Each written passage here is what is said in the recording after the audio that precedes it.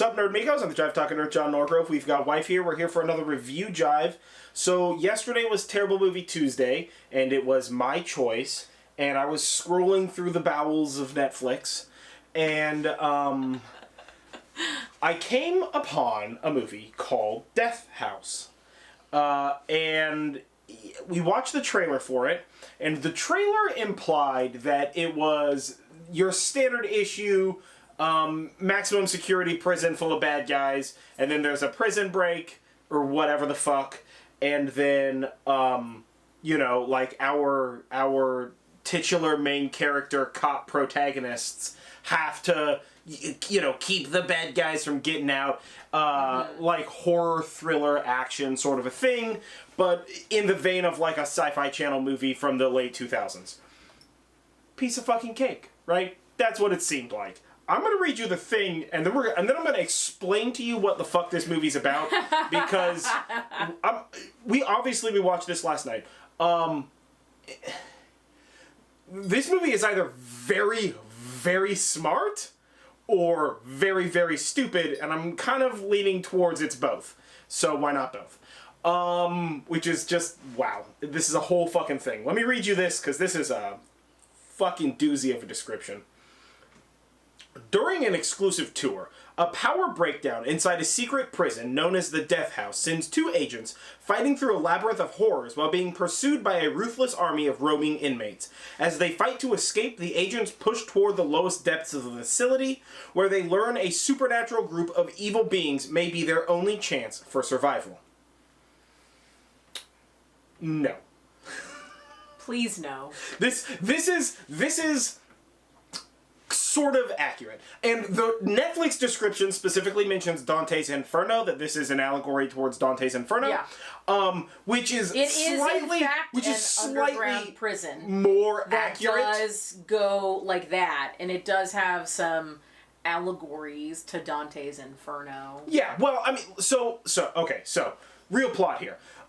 We are introduced to these two agents. There is, back up, there is a title card and an end card that is, like a little bit of plot with, Tony Todd and, like, I don't know, some, like, which college chicks. Zero sense in the context of the movie. It has nothing to do with this movie. Just ignore it. It's not important. It makes whatever. No sense. Just whatever about that. That's fine. Tony Todd's in it, which is fucking great. It's not fine. Well, I mean, the only thing that's nice about it is that it's Tony Todd. Yeah, but that's the part that's fine. It's fine. It's Tony Todd. It has nothing to do with the movie. I don't know. He's hunting people.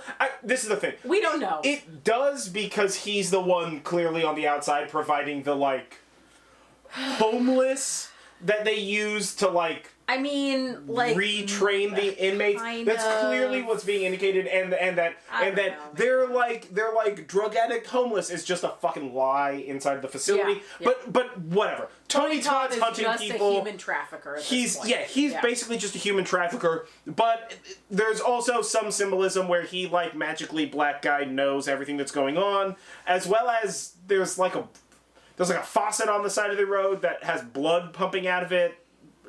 Or something. It's whatever. Or oil, or just pure evil. Whatever. It doesn't matter. The intro card and exit card, no bearing on reality. It's not important. So, our main characters are some sort of, like, FBI, CIA agent types. They pass some nondescript test that involves them murdering somebody at the behest of an evil criminal person who's already in the prison, and this allows them to graduate with honors, and their honors is that they get to ask one thing of the facility, and the facility will give it to them.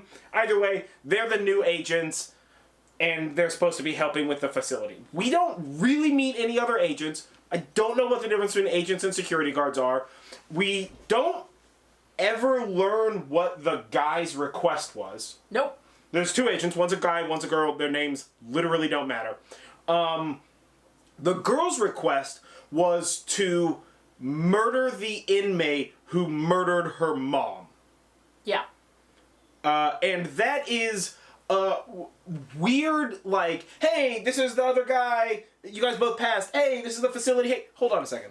we're going to interrupt this movie right now. We're going to come over here. Hey, you remember that thing you asked about? We got this. And then they bring you in, and she, like, walks into her house, right, where her mom got murdered, and she hears her mom screaming, and the prisoner's, like, on top of her mom, like, slamming her head with a series of saw blades attached to a baseball bat or something. And she shoots him in the fucking head. And then the hologram ends. There's holograms in this, sort of. Yeah, there's, like, technology. But sort of, because sometimes you see them and it appears that they walk into a room made of holograms, and sometimes you see them put on a pair of VR glasses, whilst plugged into a machine, and that's a hologram, and really the hologram part doesn't actually matter. You're going to hear this doesn't actually matter to the plot pretty often in these descriptions. So, that happens, and then like 5 minutes later they explain that was her request and it wasn't just some sort of weird fever dream we all had when we were watching this fucking stupid movie. But they didn't preface that at all. No. It just happened, and we were just like, They're getting the tour. We get introduced to the doctor who's brain wiping these inmates. She's weird. We get introduced to the doctor who's reforming their like, personalities. Equally weird. They both have mysteries, none of which come to fruition. Who is Adrienne Barbeau, by the way? Yes. And then we get introduced to the, like, set designers, because some part of this prison involves allowing inmates to re-murder the people that they murdered in order to brainwash them to not make murder. Evil go away. Yeah. Yeah. Oh, okay. So, yeah, sort of. It's so they can murder the people that they already murdered, and the set designers are like 5 incredibly uncomfortable to watch motherfuckers talking about, like, look at this. Like, first of all, this movie has that, like, weird gratuitous tits thing that horror movies do have, like, remember from, like, the 80s and shit? Yeah. Where they're like, look at these people. They're not even real people anymore. And, like, rips this chick's shirt off, like, 2 chicks' shirts off, and he's like, look at these. Nobody even cares. Yeah. They look so much. Sometimes you gotta fix the face so it looks like somebody's mom that they murdered, but it's fucking perfect. And then he's like, we got this one lady, all she does is fucking end tables next to beds. She gets the perfect photos. And you're like, what the fuck is happening right now? It's so goddamn weird. So, that happens. Anyway, they get into an elevator at some fucking point in time. I don't know. Top of the first third, bottom of the second third, whatever. And, whichever. And, they're in an elevator, and the power goes out because a small Nazi child hiding in a trash can stabs a security guard to death outside of the facility and implants an electromagnetic pulse bomb in his stomach. And then when he gets brought back into the facility, even though the fucking cameras showed him put something in this guy, it's so insane that they would carry it back in. I just assumed it was going to be a fucking grenade, because it was the size of a grenade. But apparently it was an EMP bomb, and that's what shut down the facility's power, and who knows who this Nazi child is, who knows what it has to do with anything. There's a lot of little shit in this movie like that, where you're like... Why? What? It's not even little And then stuff. they don't address it. It's big stuff, too. That's fair. It's like they made this movie to be... They made this movie because they were like, oh, you know what people like? People really like those grindhouse movies. And then somebody's like, you know what else people really like? Weird cult movies. It is a weird like cult not a grindhouse cult, but like movie. A cult-ish movie, you know, that people are like crazy about. Cult following movies is what she's talking movie. about. So they were like, let's make a movie that'll be a grindhouse cult movie, assuming that people would just flock to it. Yeah. Because it's grindhouse and they have a ton of talent. There are so many horror movie alums in this. We'll get to the actors. So, power goes out. They're trapped in an elevator. They finally escape the elevator. A bunch of prisoner shit's happening all at the same time. Regardless, all of the prisoners break free because the moment electricity is lost, everything just opens up, apparently. All the guards are murdered almost instantaneously through who fucking knows why. And because prisoners are whatever. And then one of the prisoners is like, everybody shut the fuck up. And everybody's like, bang, bang, bang, bang, bang. Because you can't just tell a bunch of angry prisoners to shut the fuck up. So he gets shot up, and then another prisoner comes up and pulls out like a big chunk of guts from this motherfucker and throws it on the ground. And then 5 seconds later, he's alive again, and he's like, remember when I told everybody to shut the fuck up? You guys should try shutting the fuck up. And they were like, Okay, that's fair. Well, shut up. What's going on? What's with this guy? So he is immortal. Again, doesn't really matter. Why, how, who he is, whatever. This inmate is immortal, and he goes, guys, we can't escape by going up. We have to escape by going down and finding the 5, like, prime evils housed in the bottom of this facility, and they will grant us, they'll help us escape out the top. And everybody just accepts this, and as an audience, we are forced to accept this because there's literally no question about any of this shit. And so the prisoners start going down. Well, whatever. I guess the main characters are trying to find the, like, murder gas button, because there's, like, a button somewhere in the facility where you press it, and, like, murder gas goes everywhere, and it kills all the inmates and liquefies them into gloop. Sure. So we get to go with them down to the bottom. They get to the bottom. At one point in time, they're in, like, a giant, literally the size of a warehouse, like, walk-in refrigerator. Like, huge. Like, 2 stories tall walk-in refrigerator. And there's just homeless people suspended by hooks. And the prisoners just let them go. They're just like, fuck those guys. And then let them go, whatever. Everybody gets down to the primes. Most of these motherfucking prisoners die. Everybody gets down to the primes. The primes are just like, it's all an elaborate ruse. Death House isn't the only Death House facility.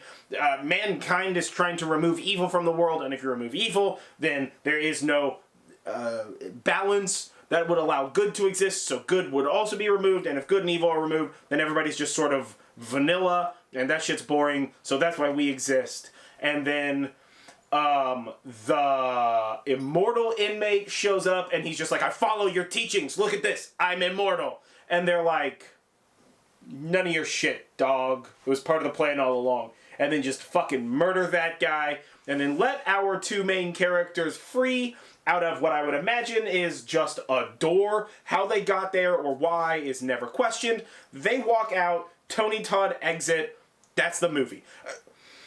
The movie is technically an allegory for Dante's Inferno. And it's a fairly interesting and intelligent allegory for Dante's Inferno insofar as this movie is a grindhouse prison break allegory for Dante's Inferno through what I would assume is the lens of, like, maybe Satanism and how evil is necessary. But it's also shot, acted, and told poorly, like a really shitty Sci-Fi Channel movie. Poorly. You don't know what's going on at any point in time. I mean, honest to God, dude, we got through the first half of this movie, and I was just like, what the fucking actual fuck is happening? Like, these people say they're fixing the inmates, but how? And why? And are they? And like, they never explain what these primevals actually represent. They never explain how this fucking inmate, I follow your teachings and so I'm immortal. The fuck that means? You know, it's real fucking weird. Yeah. This is a real fucking weird movie with literally, like, very little to do. But also boring. It was not exciting. You would think that this movie with all this stuff like gory was for the sake like of gore. No, it was gory for the sake of gore, and it was gunplay was weak, and the fights were weak. It was really like just a lot of like people talking about shit. Yeah. And then like gently showing you small corners of it. Like at one point in time, they have to hide from some inmates because the inmates are coming for them or something. And so the 2 main characters and the doctor lady who hadn't died yet at the time was she's like we can either hide in the labs or hide in prison cells, and then everybody just waits, and then they hear the inmates coming closer, and she's like, all right, fine, we'll hide in the labs. Which, okay, sure. Well, there's not enough description for us to have an opinion on it. And they go into a lab, which is really another walk-in refrigerator. I'm going to tell you what, this was shot at like a dairy or something. Honestly, I think this movie was shot in a fucking dairy. Because there's a lot of like weirdly large like slaughter rooms or like walk-in refrigerators or like manways and shit. It was very strange. Anywho, they go into this room and they're like, and she's like, don't worry about what's back there. It'll leave us alone.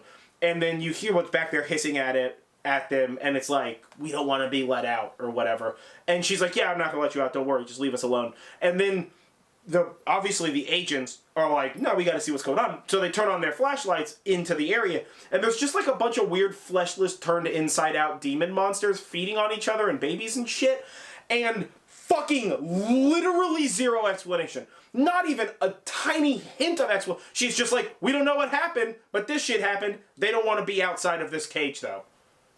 That's and then we never talk about it again. Yeah, it's so weird. There's so much weird shit, and it's like they use holograms and these like machines to help reprogram people, but they're still using like actual captured humans to be like murdered.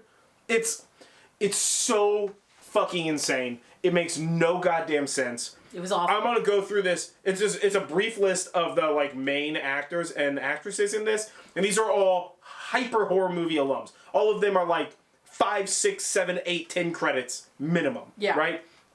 So you've got Kane Hodder, who plays the Immortal, Dee Wallace, who plays one of the Doctors, Michael Berryman, who plays one of the Primevals, Tony Todd, who is just literally Tony Todd in this for no fucking reason whatsoever. Yeah, he's just Tony Todd. Adrienne Barbeau, who plays another one of the Doctors, and Barbara Crampton, who plays another one of the Doctors, and Sid Haig, who plays... He was one of the prisoners. He's just one of the prisoners. Yeah, he's not even one of the primes. He's one of the prisoners. He's just like a prisoner. And Danny Trujillo is in it too. I don't know if he's on your list. Danny Trejo is in this, yeah. Oh, yeah, Trejo. Bill Moseley, Courtney Palm. Yeah, this is... How Danny Trejo is not even top billed in this, which is fucking He's like insane. literally the first person to... No, maybe not the first person. Yeah, Richard Speight Jr., Sean Whalen. I mean, this movie really has like a surprisingly all-star cast, but it's so schlocky B-movie. And it feels like, and I saw this...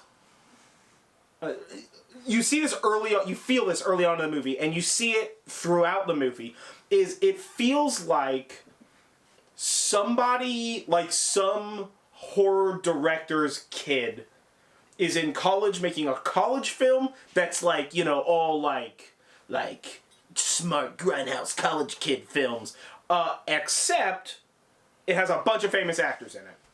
That's it. It's just like a weird, shitty college film, but with like an absurd number of famous actors. Yep. It's super weird. It's not very clear. There's a shitload of loose threads. I mean, like, it's gruesome. There's a lot of gore, but like, I mean, even like people with guns. It's everything's spray and pray. The CGI is weird.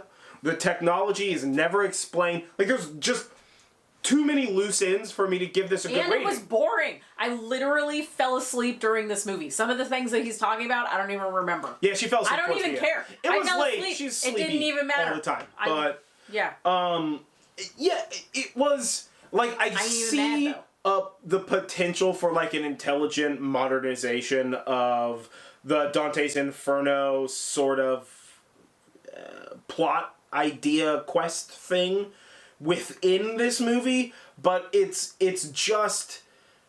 surrounded by so much fucking filth. I mean, like, there's a scene where they're like standing on a thing, like with their hands just wrapped in tape, holding on to like elevator cables, and they're like, "We gotta go down." And he's like, "Are you okay?" And she's like, "I'm ready." And they both jump, and they just start shooting randomly inside of this tube because we're assuming inside this elevator tube. We're assuming that they're shooting inmates through on the elevator through the doorways, the elevator doorways. We assume they're shooting inmates through that, although they're just like bah, bah, bah, bah, bah, bah, bah, bah, just swinging their arms around, sliding down these fucking things, right? And it's just like the whole time this is happening, it's just like da da da da da da, just like this heavy metal weird music video shit, and then they like hit the ground and they're just like badass pose, and then the story moves on.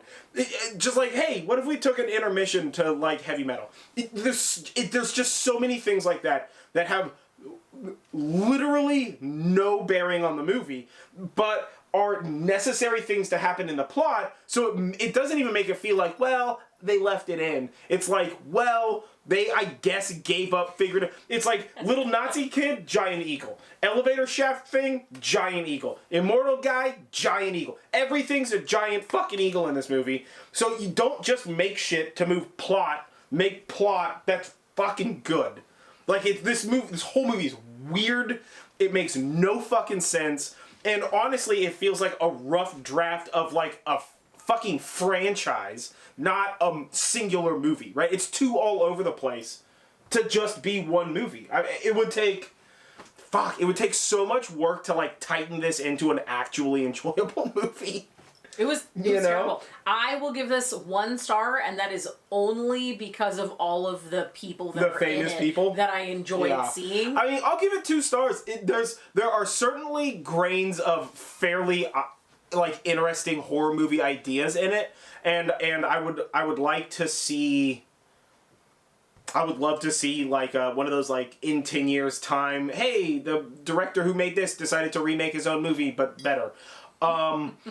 You know, so like, I hold out hope for it, but it really wasn't that enjoyable, and all the stuff that I got out of it have come through my personal analysis of the movie, and not actually anything the movie is trying to do, I'm afraid.